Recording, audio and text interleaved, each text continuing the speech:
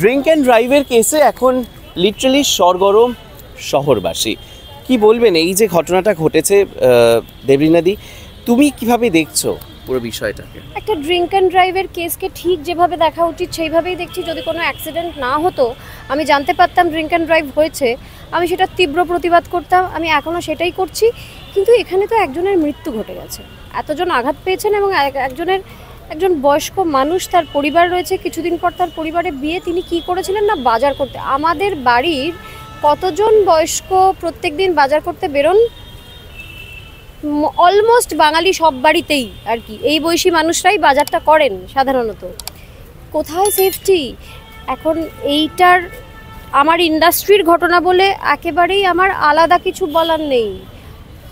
যে কেউ যদি এটা ঘটাতো, তাহলে যেটা আমি চাইতাম এই ক্ষেত্রেও আমি সেটাই চাইবো, দৃষ্টান্তমূলক শাস্তির প্রয়োজন। তার কারণ এর পরের বার ওই শাস্তিটা দেখে যাতে ড্রিঙ্ক অ্যান্ড ড্রাইভটা কেউ করতে ভয় পান। এছাড়া তো আমরা বন্ধ করতে পারছি না ড্রিঙ্ক অ্যান্ড ড্রাইভ। আর বিভিন্ন আরও হাজারটা ক্রাইম যেভাবে বন্ধ হচ্ছে না, সেভাবে দৃষ্টান্তমূলক শাস্তি ছাড়া কোনো ক্রাইমই বন্ধ হওয়ার আর কোনো দ্বিতীয় রাস্তা নেই। তো এক্ষেত্রেও আমি সেটাই চাইবো, যাতে আর না মৃত্যু, সেটাকে তো ক্যাজুয়ালি নিতে পারছি না। যতই আমার পরিচিত হোক, যতই যা হোক, যে মানুষটা মারা গেলেন, তিনি কেন মারা গেলেন না? মদ খেয়ে গাড়ি চালানো হচ্ছিল, যেটা নাকি চালানোর কথা না। যিনি চালাচ্ছিলেন তিনিও তো মারা যেতে পারতেন। তো নিজের সেফটি নিয়েও যারা বেপরোয়া, তারা অন্যের সেফটি নিয়ে কি ভাববে? ইনফ্লুয়েন্সিয়াল ব্যাকগ্রাউন্ড হলে কি তাহলে পার পেয়ে যাওয়ার কোনো একটা চান্সেস রয়েছে? এরকম আমি শুনছি, কানাঘুষো আমার কানেও এসেছে যে ইনফ্লুয়েন্সিয়াল ব্যাকগ্রাউন্ড, তাই জন্য পার পেয়ে যাবে ইত্যাদি প্রভৃতি। যদিও এই কথাটা আমার খুব একটা অচেনা লাগেনি, খুব চেনা কথা। এ কথা আমরা খুব সচরাচরই শুনে থাকি যে একটা কোনো অপরাধ করার পর ইনফ্লুয়েন্সিয়াল ব্যাকগ্রাউন্ড হলে নাকি শাস্তি পাওয়া যায় না। তো সেটা আমিও শুনছি, কিন্তু সেটা কতটা কার্যকরী হচ্ছে ইনফ্লুয়েন্সিয়াল ব্যাকগ্রাউন্ড হলেও, সেটা আগামী দিনে দেখতে পাবো। এখনও তো আমি নিশ্চিত নই, আমার কানে এসেছে। সেই ভিডিওতে দেখা যাচ্ছে যে যেই ভিডিওটা নিশ্চয়ই তুমি দেখেছো, এবং সেখানে লিটারালি গাড়ি যেভাবে ড্র্যাগড হতে যাচ্ছে, এবং সেই রাস্তায় নাকি গাড়ি চালানো যায় না, বারণ লিটারালি, কিন্তু সেখানে গাড়ি ঢুকিয়ে দেওয়া হয়েছে। হ্যাঁ, কারণ কোনো হুঁশ নেই। তো হুঁশ যে নেই, আমরা তো সেই ভিডিও দেখেছি যেখানে গাড়িতে যে মানুষগুলো ছিল তাদের কারো হুঁশ নেই, তাদের চোখের দৃষ্টি অসাড়।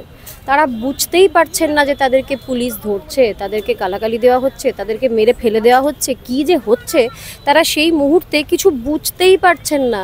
সেটা তো আমরা ভিডিওতে দেখেছি। সামান্য আশপাশে কি ঘটছে সেটা বোধগম্য হবার মতো মস্তিষ্কের অবস্থা যখন নেই, সেই মস্তিষ্কের অবস্থা নিয়ে গাড়ি ড্রাইভ করে বেরিয়ে চলে গেল একটা মানুষ। এত বেপরোয়া, তার জন্য প্রাণ দিতে হলো আরেকটা মানুষকে। এ তো রাতের ঘুম বন্ধ হওয়ার মতো ঘটনা। রাতের ঘুম তো বন্ধই খানিকটা এটা জানার পর থেকে, কারণ যে মানুষটা চালাচ্ছিল সে তো আমার পরিচিত, তাই আরও বেশি শকড।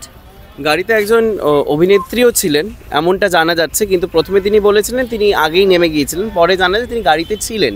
তারপরে সামহাউ তিনি পাশ কাটিয়ে চলে যান, সামহাউ তিনি এরকমভাবে আসেননি, জনসমক্ষে আসেননি, কিন্তু এখন আস্তে আস্তে নিউজ আসছে উনি কি ইনটক্সিকেটেড কোনো সময় আগে, তুমি তো কাজ করেছো তার সঙ্গে, থাকতেন বা থাকেন কোনো সময় এরকম?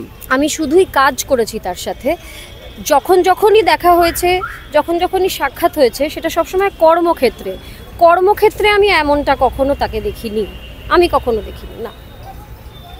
আগামী থেকে তোমার কোনো পদক্ষেপ রয়েছে এটা নিয়ে? কি হয় একটু দেখি, কি হচ্ছে আগামী দিনে সেটা একটু দেখি। যদি দেখি আবার জেচ্ছাচার হচ্ছে, তাহলে আমি তো নিশ্চিত চাইবো পদক্ষেপ নিতে। কি হবে তো এখন বুঝতে পারছি না, আর কটা দিন যাক, দেখি। আমাদের পুরো অপরাধটা আমাদের চোখের সামনে। হ্যাঁ, এটার জন্য কোনো ডিটেকটিভ, কোনো সিবিআই কিছু তো লাগবে না। আমরা দেখেছি গাড়িটা ধাক্কা দিতে ঢুকলো, আমরা জানি মানুষটি মারা গেছেন, কাজে এর শাস্তি তো হতেই হবে। বেশ, এরকম নানান আপডেটস পাওয়ার জন্য অবশ্যই চোখ থাক দি ওয়ার্ল্ড নিউজে, কারণ খবর এখন এখানে।